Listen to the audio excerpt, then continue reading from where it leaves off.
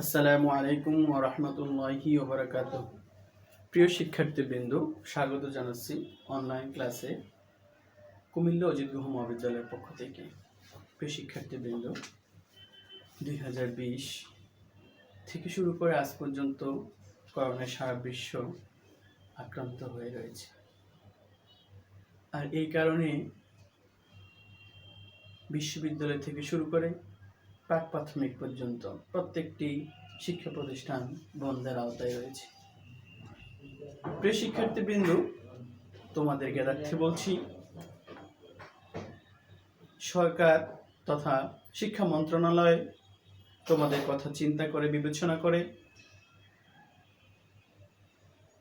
এই সমস্যার মহামারীর কারণে, করোনা মহামারীর কারণে তোমাদের সিলেবাসটাকে নতুন আঙ্গিকে সাজিয়েছেন। তোমাদের সিলেবাসটা আগে যা ছিল তার চেয়ে অনেকাংশে ছোট করে, আংশিক করে অনেক অধ্যায় থেকে নিয়ে আবার কোনো অধ্যায় বাদ দিয়ে তোমাদের জন্য একটি নতুন সিলেবাস প্রণয়ন করেছি। তো আজকে আমি তোমাদেরকে এই সিলেবাস সম্পর্কে একটি সুস্পষ্ট ধারণা দেওয়ার চেষ্টা করব। প্রিয় শিক্ষার্থীবৃন্দ, এই কথাটি মনে রাখা উচিত ও জরুরি যে কোনো বিষয়ে যদি আমরা মূল অথবা তথা হচ্ছে গিয়া যেই পথে আমরা চলবো সেই পথটা সম্পর্কে যদি সুস্পষ্ট ধারণা থাকে তাহলে সেই গন্তব্যে পৌঁছা খুবই সহজ। সেই জন্যেই সিলেবাস সম্পর্কে যদি আমাদের ধারণা থাকে তাহলে অবশ্যই আমরা সহজে আমাদের পাঠ্য বইকে আত্মস্থ করতে পারবো এবং পরীক্ষার জন্য যথাযথ প্রস্তুতি নিতে পারবো। প্রিয় শিক্ষার্থীবৃন্দ, তাই আজকে আমি তোমাদের জন্য 2022 সালের সিলেবাসে কোন কোন অধ্যায় রয়েছে এবং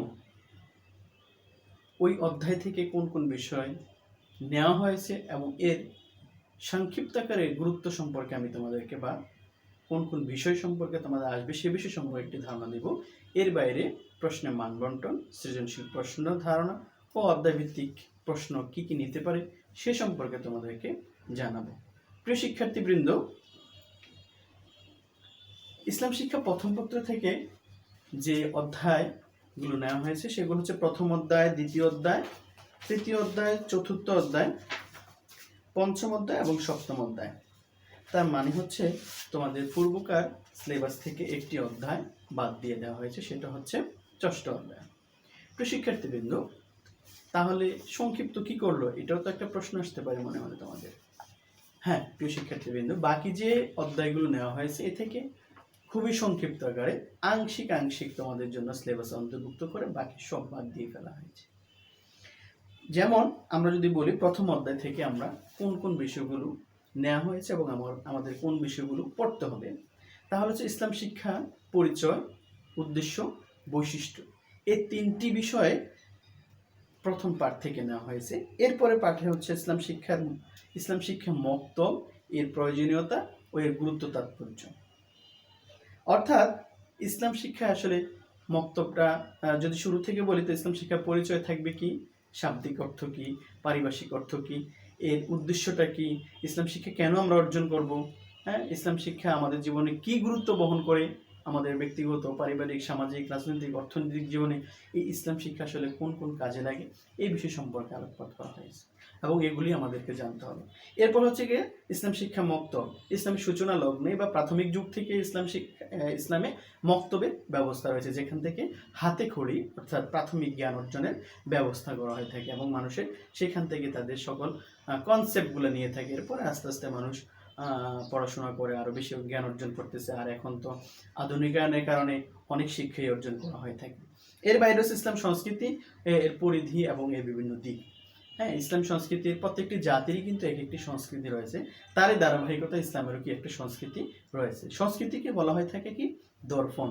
হ্যাঁ, এই সংস্কৃতির সামনে গেলে এই সংস্কৃতি যদি কেউ চর্চা করে তাহলে বোঝা যাবে যে এই জাতির কি কি বিষয়াদি রয়েছে বা কোন কোন বিষয় তারা গুরুত্ব দিয়ে থাকে, এখান থেকে কিন্তু অনুমান করা খুবই সহজ এবং তাদের আচার আচরণ, কৃষ্টি, কালচার সব কিছু এখান থেকে কনসেপ্ট নেওয়া যাবে। প্রিয় শিক্ষার্থীবৃন্দ, এটা হচ্ছে প্রথম অধ্যায়। আর দ্বিতীয় অধ্যায় থেকে নেওয়া হয়েছে হালাল উপার্জনের গুরুত্ব, হারাম উপার্জন মানুষের ক্ষতিকর দিকগুলা বা এর কুফল সম্পর্কে বা পরিণাম সম্পর্কে এখানে আলোকপাত করা হয়েছে। প্রিয় শিক্ষার্থীবৃন্দ, তাহলে আমরা জানতে পারতেছি আমাদের যে জীবন নির্বাহের জন্য, প্রাত্যহিক জীবন নির্বাহের জন্য প্রত্যেকটি মানুষকে কি জীবিকা অর্জন করতে, সেই পথটা কেমন সে বিষয়ে এখানে আলোকপাত করা হয়েছে। এরপর হচ্ছে দেশপ্রেম, গুরুত্ব, তাৎপর্য। অর্থাৎ প্রত্যেকটি মানুষের দেশপ্রেম থাকা উচিত। আমরা যদি অনেকে একটা জাল হাদিস জানি যে হুব্বুল ওয়াতানে মিনাল ঈমান, দেশপ্রেম ঈমানের অঙ্গ। যদিও হাদিসটি জাল, কিন্তু আমার বক্তব্য, ব্যক্তিগত বক্তব্য হচ্ছে হাদিসটি জাল সেটা যেমন সঠিক, তেমনিভাবে এই কথাও আমি বলতে দ্বিধা করব না যে দেশপ্রেম সত্যিকার অর্থে একজন মানুষের জন্য খুবই গুরুত্ব বহন করে। কারণ আল্লাহ রাসূল সাল্লাল্লাহু আলাইহি ওয়াসাল্লামের কিন্তু সাথে সাথে একটি হাদিসও রয়েছে যে সৈনিক যদি দেশ পাহারায় বা সীমান্ত পাহারায় অথবা দেশের জন্য মৃত্যুবরণ করে তাকে শহীদের মর্যাদা দান করা হবে। তার মানে কি? দেশপ্রেমের প্রতি উদ্বুদ্ধ করা হয়েছে এখানে। তো প্রিয় শিক্ষার্থীবৃন্দ, এরপরে রয়েছে নারীর অধিকার ও নারীর প্রতি সম্মানবোধ। ইসলামী সূচনা লগ্নে বা আইয়ামি জাহিলিয়াত, ইসলামী সূচনা লগ্নের পূর্বে জাহিলিয়া যুগে নারীদের প্রতি তেমন কোনো গুরুত্ব দেওয়া হতো না। তাদের কোনো সামাজিক, রাজনৈতিক, অর্থনৈতিক কোনো অধিকার ছিল না বললেই চলে। বরঞ্চ তখন তাদেরকে নানাভাবে নির্যাতন, জুলুমের শিকার হতে হতো। আমরা এটাও জানি যে কন্যা সন্তানকে জীবন্ত কবরস্থ করা হতো। হ্যাঁ, কিন্তু ইসলাম এই নারী জাতিকে সর্বোচ্চ সম্মান দিয়েছে। প্রিয় শিক্ষার্থীবৃন্দু, এরপর রয়েছে শিশুর অধিকার, প্রতিবন্ধীদের অধিকার। একজন শিশু কি কি অধিকার রাখে, এই শিশু অবস্থায় তার পাওয়ার কোন কোন অধিকারগুলো রয়েছে। যেমন আমরা জানি শিশুর প্রথম অধিকার হচ্ছে কি, তার একটা নামায়ের অধিকার পায়। হ্যাঁ, তার খাওয়ারের ব্যবস্থা করা, পোশাক আশাকের ব্যবস্থা করা, এগুলো পিতামাতার উপর দায় বর্তায়। হ্যাঁ, এর বাইরে অনেকগুলো অধিকার রয়েছে। প্রিয় শিক্ষার্থী, এর বাইরে রয়েছে প্রতিবন্ধীদের অধিকার। যেমন হচ্ছে গিয়ে যারা সামাজিক প্রত্যেকটি মানুষের মতো নয়, যাদের বিভিন্ন ত্রুটি বা সমস্যা পরিলক্ষিত হয়, এই ধরনের মানুষ হচ্ছে গিয়ে কি প্রতিবন্ধী। বিভিন্ন, সেটা হচ্ছে মানসিক প্রতিবন্ধী হতে পারে, অঙ্গ প্রতিবন্ধী হতে পারে। হ্যাঁ, বিভিন্নভাবে কি প্রতিবন্ধী হওয়ার সুযোগ রয়েছে। তো আল্লাহ আমাদের যাদেরকে সুস্থ রেখেছেন আলহামদুলিল্লাহ, তো এদেরও বিভিন্ন অধিকার রয়েছে তাদের জীবন চলার জন্য, তাদের ব্যক্তিগত, সামাজিক, রাজনৈতিক ক্ষেত্রে, প্রত্যেকটি ক্ষেত্রেই অধিকার রয়েছে। এটা বলা বাহুল্য যে বর্তমান আমাদের দেশের সরকার প্রতিবন্ধীদের জন্য একটা বিশেষ কোঠার ব্যবস্থা করেছেন। প্রিয় শিক্ষার্থীবৃন্দ, তৃতীয় অধ্যায় থেকে আছে ইসলামী পরিবার। ইসলামী পরিবারটা কেমন হবে সে বিষয়ে খুব সুস্পষ্ট ধারণা দিয়েছে ইসলাম। হ্যাঁ, ইসলামের পরিবারটা কিভাবে সাজানো হবে, পরিবারের সদস্যদের কিভাবে অ্যাকোমোডেট করা হবে, বা তাদের প্রত্যেকের কি কি কাজ রয়েছে, এই সম্পর্কে ইসলামী পরিবার বিশেষ গুরুত্ব আরোপ করে থাকে বা ইসলাম গুরুত্ব আরোপ করে থাকে। তো এই পরিবারের গুরুত্বটা কি এবং তাৎপর্য কি, এই অধ্যায়তে সুস্পষ্ট একটি ধারণা দিয়েছে। প্রিয় শিক্ষার্থীবৃন্দ, এরপর রয়েছে পরিবারে পিতা মাতা, ভাই বোন, স্বামী স্ত্রী ও সন্তানের পারস্পরিক অধিকার। এই যে একটা পরিবার পরিচালনা করতে গিয়ে প্রত্যেকের কিন্তু আলাদা আলাদা একটা দায়িত্ব রয়েছে, কারণ কেউ দায়িত্বের বাইরে না, প্রত্যেকেই কি দায়িত্বশীল। সেই জন্য প্রত্যেকে যে কি কি কাজ করতে হবে সে বিষয়টা সম্পর্কে এখানে সুস্পষ্ট ধারণা দেওয়া হয়েছে। তারপর আছে কি নৈতিক ও মানবিক জীবন গঠনে পরিবারের ভূমিকা। হ্যাঁ, একটা মানুষ কিন্তু পরিবার থেকেই বহুলাংশে শিক্ষা অর্জন করে থাকে। হ্যাঁ, নীতি নৈতিকতা, আদব আখলাক, হ্যাঁ, মানুষের সাথে কী ধরনের আচার আচরণ করতে হবে, এই সকল বিষয়গুলো কিন্তু পরিবার থেকেই অর্জন করে থাকে মানুষ। এই জন্য পরিবারে এই নৈতিক ও মানব জীবন গঠনে খুবই গুরুত্ব বহন করে। আর এই অধ্যায়তে সে বিষয় সম্পর্কে আলোচনা করা হয়েছে। প্রিয় শিক্ষার্থীবৃন্দু, এরপর আসতে চতুর্থ অধ্যায়। চতুর্থ অধ্যায় থেকে নেওয়া হয়েছে আমাদের খুবই গুরুত্বপূর্ণ বিষয়গুলো রয়েছে ইসলাম সমাজ ব্যবস্থা। এখানে এর পরিচয়, ইসলাম সমাজ ব্যবস্থার প্রাথমিক প্রথম পাঠটা হচ্ছে গিয়ে ইসলাম সমাজ ব্যবস্থার পরিচয়। হ্যাঁ, তারপর হচ্ছে গিয়ে এর বৈশিষ্ট্য ও গুরুত্ব, ইসলামী সমাজ ব্যবস্থার কেমন হবে সে বিষয়ে এখানে আলোচনা করা হয়েছে। এরপর হচ্ছে আত্মীয় স্বজনের অধিকার, প্রতিবেশীর অধিকার। প্রত্যেকটি মানুষেরই কিন্তু রিলেটিভ যাকে বলে আত্মীয় স্বজন রয়েছে। হ্যাঁ, এরা কেমন ব্যক্তিগতভাবে প্রত্যেকের কাছ থেকে কেমন সম্মান, কেমন আদর আপ্যায়ন বা সকল বিষয়ে কেমন কি ধরনের সুযোগ সুবিধা লাভ করবে, এই বিষয়ে এখানে আলোচনা করা হয়েছে। এবং প্রতিবেশী অধিকার, যারা আমাদের গৃহ থেকে 40 গড় দূরত্বে অবস্থান করে, হ্যাঁ, এইটুকু জায়গা হচ্ছে গিয়ে প্রতিবেশী বলে ইসলাম সমর্থন করে থাকে। প্রিয় শিক্ষার্থীবৃন্দ, তো এদেরও কিছু অধিকার রয়েছে, সেই সম্পর্কে এখানে আলোচনা রয়েছে। তারপর ইসলামী সমাজে মসজিদের ভূমিকা গুরুত্ব, মসজিদ কেন্দ্রিক মজলিস শুরা ব্যবস্থা তৎকালীন সময় ছিল, হ্যাঁ, নিরক্ষর দূরীকরণে বিশেষ ভূমিকা রয়েছে। তারপরে হচ্ছে গণশিক্ষা কার্যক্রম পরিচালনা ইসলামে এই মসজিদ কেন্দ্রিক হয়েছিল পূর্বে, তো এর বিশেষ গুরুত্ব আরোপ করা হয়েছে। এখানে এই বিষয় সম্পর্কে যথাযথ আলোচনা রয়েছে প্রিয় শিক্ষার্থীবৃন্দ। এর বাইরে আরেকটি অধ্যায়ের পাঠ রয়েছে ন্যায় বিচার বা আদল প্রতিষ্ঠা করা, এর পরিচয়, গুরুত্ব, এর প্রয়োজনীয়তা। হ্যাঁ, প্রত্যেকটি সমাজেই যে কোনো কারণে বিচার ব্যবস্থা বা সালিশ ব্যবস্থা রয়েছে এবং থাকতে হয়। তো এটা কেমন হবে সে বিষয়ে এখানে যথাযথ আলোচনা রয়েছে প্রিয় শিক্ষার্থীবৃন্দু। এরপর হচ্ছে সমাজে শান্তি ও ন্যায় বিচার প্রতিষ্ঠায় জিহাদের গুরুত্ব, প্রয়োজনীয়তা। সময় উপযোগী সিদ্ধান্ত উপনীত হতে হয় অনেক ক্ষেত্রে, সেক্ষেত্রে জিহাদ আসলে কি আমাদেরকে সুস্পষ্ট একটি ধারণা দিয়ে থাকে। জিহাদ মানে যে যুদ্ধ, জিহাদ মানে যে কাউকে হত্যা করা, বিষয়টি এরকম নয়। জিহাদ কিন্তু নিজের মনের সাথেও কিন্তু জিহাদ হতে পারে। হ্যাঁ, তো সর্বাপেক্ষা সর্বশেষ অপশন হচ্ছে যুদ্ধে অংশগ্রহণ করা হচ্ছে জিহাদ, কিন্তু এর বাইরেও অনেকগুলো পথ মত রয়েছে, সে বিষয়গুলো এখানে সুস্পষ্ট ধারণা দেওয়া হয়েছে। সন্ত্রাস দমনে জিহাদ, হ্যাঁ প্রিয় শিক্ষার্থীবৃন্দ, সন্ত্রাস দমনের জন্য জিহাদের যে গুরুত্ব রয়েছে সে বিষয়ে এখানে আলোচনা রয়েছে। সামাজিক অনাচার, মিথ্যাচার সম্পর্কে এই বিষয়ে এখানে আলোচনা রয়েছে প্রিয় শিক্ষার্থীবৃন্দ। এর বাইরে রয়েছে প্রতারণা, গীবত, অসৎসঙ্গ, সুদ, ঘুষ, জুয়া, মাদকাসক্তি, ধূমপান, চিন্তায় হত্যা, আত্মহত্যা, যৌতুক, নারী নির্যাতন, ইফটিজিং, খাদ্যদ্রব্যের ভেজাল, দুর্নীতি ইত্যাদি ধারণা, কুফল ও পরিহারের উপায়, এসব প্রতিরোধ ইসলামের ভূমিকা। এখানে অনেকগুলো হচ্ছে মানুষের বৈশিষ্ট্যের সাথে বেমিল বা অমিল, যেগুলি থাকা উচিত নয়, এই ধরনের কিছু বিষয়ের কথা বলা হয়েছে। এগুলো মানুষের জীবনে আসলে কতটা খারাপ বা ভয়াবহতা বয়ে নিয়ে আসতে পারে সে সম্পর্কে এখানে সুস্পষ্ট ধারণা দিয়েছে। কুফল সম্পর্কে ধারণা দেওয়া হয়েছে। তো আমরা এই অধ্যায় থেকে এই বিষয়গুলো জানবো। এরপর আছে পঞ্চম অধ্যায়ে ইসলামী অর্থ ব্যবস্থার ধারণা, বৈশিষ্ট্য ও গুরুত্ব। প্রিয় শিক্ষার্থীবৃন্দ, ইসলামী অর্থ ব্যবস্থা কেমন হবে, ইসলামী অর্থ ব্যবস্থা কোন কোন পদ্ধতিতে ব্যবসা বাণিজ্য থেকে শুরু করে সকল কিছু পরিচালনা করবে, এই বিষয়ে এখানে আলোচনা রয়েছে। ইসলামী অর্থ ব্যবস্থা রাষ্ট্রীয় আয়ের উৎস, জাকাত, উসুর, খারাজ, সাদাকা সম্পর্কে আলোচনা।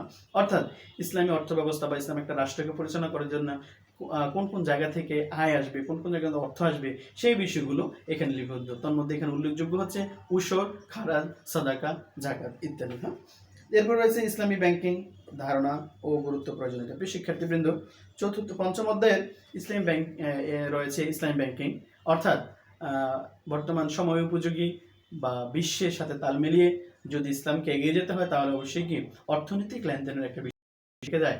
তো সেই জন্য ইসলামী ব্যাংকিং এর পদ্ধতি রয়েছে, ইসলাম যাকে সমর্থন করে, বাইয়ে মুশারাবা, মুদারাবা, যেইভাবে অর্থাৎ বিনিয়োগ করলে সুদ না হয়ে হালাল হবে, মানে ব্যবসা হবে। আল্লাহ তাআলা বলেন আহলাল্লাহুল বাইয়া ওয়া হারামার রিবা, অর্থাৎ আল্লাহ সুদকে হারাম করেছেন, ব্যবসাকে হালাল করেছেন। অতএব কোন পন্থা অবলম্বন করলে আমাদের ব্যবসাটা হালাল হবে সে বিষয়ে এবং কিভাবে টাকা গচ্ছিত রাখলে আমাদের জন্য সুদ হবে না, এই বিষয়ে ইসলামী ব্যাংকিং এর ধারণা রয়েছে এখানে। প্রিয় শিক্ষার্থীবৃন্দ, এরপর হচ্ছে সপ্তম অধ্যায় ভ্রাতৃত্ব ধারণা, বিশ্ব ভ্রাতৃত্ব প্রতিষ্ঠায় গুরুত্ব। হ্যাঁ, তারপর হচ্ছে উম্মাহের ধারণা, বিশ্ব প্রতিষ্ঠায় মুসলিম উম্মাহের দায়িত্ব, কর্তব্য, ইসলামী দাওয়া, এর পরিচয়, গুরুত্ব, তাৎপর্য, মাধ্যম, কৌশল ও দায়ী এর গুণাবলী, খেদমতে খালকের ধারণা, সৃষ্টি সেবায় মানুষের দায়িত্ব ও কর্তব্য। হ্যাঁ, এরপর রয়েছে মানবাধিকার সংরক্ষণ ইসলাম, পরিবেশ সংরক্ষণ ইসলাম, ইসলামে আন্তর্জাতিক সম্পর্ক ধারণা, গুরুত্ব ও তাৎপর্য। প্রিয় শিক্ষার্থীবৃন্দ, এই অধ্যায়টাতে একটা সার্বজনীন আন্তর্জাতিক একটা বিষয় নিয়ে এখানে কথা বলা, বিশ্ব ভ্রাতৃত্ব মানে সারা পৃথিবীর মানুষের সাথে ভ্রাতৃত্বের বন্ধনে আবদ্ধ হওয়া মুসলমানদের মধ্যে যে বিষয় রয়েছে সে বিষয় এখানে আলোচনা রয়েছে। যেহেতু আল্লাহ আল মুসলিম ও আখুল মুসলিম, এক মুসলমান অপর মুসলমানের ভাই। হ্যাঁ, অতএব এখানে কিন্তু মুসলমানদের একে অপরের সাথে একটা সম্পর্ক রয়েছে, একটা ব্লাড কালেকশন না থাকলেও কি একটা ভ্রাতৃত্বের বন্ধনে আবদ্ধ হওয়ার সুযোগ রয়েছে। পৃথিবীর যে প্রান্তেই একজন ভাই বা মুসলমান যদি আহত হয় তাহলে আমাকেও হৃদয়ে ধারণ করতে হবে তার কষ্টটা, তাহলে একজন মুসলমান আরেক মুসলমানের ভাই বা সহযোগী সহমর্মী হতে পারবে। তো উম্মাহের ধারণা, বিশ্ব শান্তি প্রতিষ্ঠায় এক হওয়া, উম্মা হওয়া বা একত্রিত হয়ে কোনো কাজ করা হচ্ছে উম্মা। তো মুসলিম উম্মাহের দায়িত্ব কর্তব্য রয়েছে যে কোনো সমস্যার সম্মুখীন হলো মুসলিম দেশ বা কোনো মুসলিম ভাই তার সাহায্যে এগিয়ে যাওয়া বা এর করণীয় কি এই উম্মাহ সেটা সিদ্ধান্ত গ্রহণ করবে। তো এই বিষয়ে এখানে আলোচনা রয়েছে। ইসলামী দাওয়াত, হ্যাঁ প্রিয় শিক্ষার্থীবৃন্দ, ইসলাম দাওয়াতের বিষয়ে বিশেষ গুরুত্ব আরোপ করেছেন। এই জন্য ইসলামে দাওয়াতের ব্যাপক ভূমিকা রয়েছে। ইসলাম প্রতিষ্ঠার জন্য আল্লাহ রাসূল সাল্লাল্লাহু আলাইহি ওয়াসাল্লাম বলেছেন যে তোমরা যদি আমার একটা আয়াত পাও, সে আয়াতটা অন্যের কাছে পৌঁছে দাও। অর্থাৎ কি, এই দাওয়াত পৌঁছে দাও, প্রত্যেকটা বিষয় কি অন্যের কাছে পৌঁছে দেওয়া হচ্ছে গিয়া ইসলামী দাওয়াতের একটা অংশ, দায়ীর গুণাবলী। এবং এখানে রয়েছে দায়ীর কোন কোন গুণাবলী থাকা দরকার। একজন দাওয়াতকারী অর্থাৎ যিনি দায়ী হবেন তার কোন কোন বিষয়ে তার নিজের মধ্যে থাকতে হবে এবং অপরকে পরিচালনার বা ওই বিষয়গুলো জানাতে পারবে, এই বিষয়ে এখানে সুস্পষ্ট ধারণা রয়েছে। খিদমতে খালকে ধারণা অর্থাৎ সৃষ্টির ধারণা, বা মানুষের সাথে কিরকম আচরণ করতে হবে, সৃষ্টি সেবা, মানুষের দায়িত্ব ভূমিকা সম্পর্কে এখানে সুস্পষ্ট একটি ধারণা দেওয়া হয়েছে। প্রিয় শিক্ষার্থীবৃন্দ, মানবাধিকার সংরক্ষণ, যে প্রত্যেকটি মানুষেরই মানবিক অধিকার রয়েছে, সে যে জাতিরই হোক, যে ধর্মেরই হোক, সেক্ষেত্রে কোনো বাধা নিষেধ করা যাবে না। তো আর এই সপ্তম অধ্যায়তে মানবাধিকার সম্পর্কে আলোচনা রয়েছে। পরিবেশ সংরক্ষণে ইসলাম। পরিবেশ আমরা সম্পর্কে জানি যে সারা পৃথিবীতে পরিবেশ বিপর্যয় চলতেছে, আর এই পরিবেশ বিপর্যয়ের কারণে হিমালয়ের বরফ গলে যাচ্ছে, অ্যান্টার্কটিকা মহাদেশে বরফ গলে যাচ্ছে, যার ফলে পানির স্তর কি বেড়ে যাচ্ছে। প্রিয় শিক্ষার্থীবৃন্দ, এই স্তর বেড়ে যাওয়ার কারণে ধারণা করা হয়ে থাকে বাংলাদেশের দক্ষিণাঞ্চল একটা সময় ডুবে যাবে পানির নিচে, অতল পানির নিচে ডুবে যাওয়ার সম্ভাবনা রয়েছে। তাই আমাদেরকে এ বিষয়ে অবশ্যই সচেতন থাকতে হবে। আর ইসলাম এ বিষয়ে যথেষ্ট ধারণা দিয়েছে মানুষকে, পরিবেশটাকে যেন সংরক্ষণ করে মানুষ সুন্দরভাবে বাঁচিয়ে রাখে, তাহলেই মানুষ কি সুন্দরভাবে বেঁচে থাকবে। আর সর্বশেষ সপ্তম অধ্যায়ের সর্বশেষ পাঠ হচ্ছে ইসলামে আন্তর্জাতিক সম্পর্ক, ধারণা, গুরুত্ব, তাৎপর্য। প্রিয় শিক্ষার্থীদের, ডিপ্লোম্যাটিক একটি শব্দ চয়ন করা হয়ে থাকে, মানে রাষ্ট্রদূতদের সাথে সুসম্পর্ক বা বৈদেশের সাথে সুসম্পর্ক স্থাপনের জন্য ডিপ্লোম্যাটিক একটা বিষয় রয়েছে। তো আন্তর্জাতিক সম্পর্ক বজায় রাখার জন্য আমাদের কোন কোন কাজ করতে হবে, এই ধারণাটা কি গুরুত্ব সম্পর্কে এই অধ্যায়ে আলোচনা রয়েছে। প্রিয় শিক্ষার্থীবৃন্দ, আজকের ক্লাস এখানে শেষ করব। আমি তোমাদেরকে ইসলাম শিক্ষা প্রথম পত্র সম্পর্কে বা প্রথম পত্রের সিলেবাস সম্পর্কে তোমাদের ধারণা দিলাম। নেক্সট ক্লাসে অবশ্যই আমরা ইসলাম শিক্ষা প্রথম পত্রের থেকে আলোচনা করব পার্ট বাই পার্ট। আর তোমাদেরকে আরেকটা বিষয় বলে রাখছি, এখানে রয়েছে প্রশ্নের মান বন্টন। প্রশ্নের মান বন্টনে কিন্তু প্রিয় শিক্ষার্থীবৃন্দ কোনো পরিবর্তন আনা হয়নি, আগের মতোই রয়েছে। তোমাদের পরীক্ষা যখন হবে তখন অবশ্যই 11টি প্রশ্ন থাকবে এবং 11টি প্রশ্ন থেকে তোমাদেরকে 7টি প্রশ্নের উত্তর করতে হবে, যার মান থাকবে 70। প্রিয় শিক্ষার্থীবৃন্দ, সৃজনশীল প্রশ্নের ধারণা তোমরা নিশ্চয়ই জানো। সৃজনশীল 4টা প্রশ্ন থাকে। একটি হচ্ছে গিয়া প্রথম প্রশ্নের মান থাকে 1, দ্বিতীয় প্রশ্নের মান থাকে 2, তৃতীয় প্রশ্নের মান 3, চতুর্থ প্রশ্নের মান হচ্ছে 4। তো সৃজনশীল প্রশ্নের ধারণাটা এরকমই হবে তোমাদের জন্য, এর কোনো পরিবর্তন হবে না। অধ্যায়ভিত্তিক প্রশ্ন সিলেক্ট। প্রিয় শিক্ষার্থীবৃন্দ, তোমাদেরকে একটু এ বিষয়ে ধারণা দিয়ে দিই যে কোন অধ্যায় থেকে কিরকম প্রশ্ন হওয়ার সম্ভাবনা থাকবে। আমি তোমাদের সে বিষয়ে বলছি যে প্রথম অধ্যায় থেকে তোমাদের কমপক্ষে 3টি প্রশ্ন থাকার খুবই সম্ভাবনা রয়েছে। এই জন্য তোমরা এই অধ্যায়কে খুব গুরুত্ব সহকারে দেখবে বলে আমি আশা করছি। এরপরে দ্বিতীয় অধ্যায় থেকে 2টি প্রশ্ন থাকার সম্ভাবনা এবং তৃতীয় অধ্যায় থেকেও 2টি প্রশ্নের সম্ভাবনা রয়েছে। চতুর্থ অধ্যায় থেকে 1টি প্রশ্ন থাকার সম্ভাবনা রয়েছে এবং পঞ্চম অধ্যায় থেকে 2টি এবং সপ্তম অধ্যায় থেকে 1টি প্রশ্ন থাকার সম্ভাবনা রয়েছে। তোমরা অধ্যায়ভিত্তিক যদি এভাবে প্রশ্নগুলো মনোযোগী হয়ে পড়াশোনা করো, তাহলে তোমাদের পরীক্ষার জন্য খুবই একটি ভালো প্রিপারেশন হবে বলে আমি মনে করছি। আজকে ক্লাস এখানে শেষ করছি। আল্লাহ হাফেজ। আসসালামু আলাইকুম ওয়া রাহমাতুল্লাহি ওয়া বারাকাতুহু।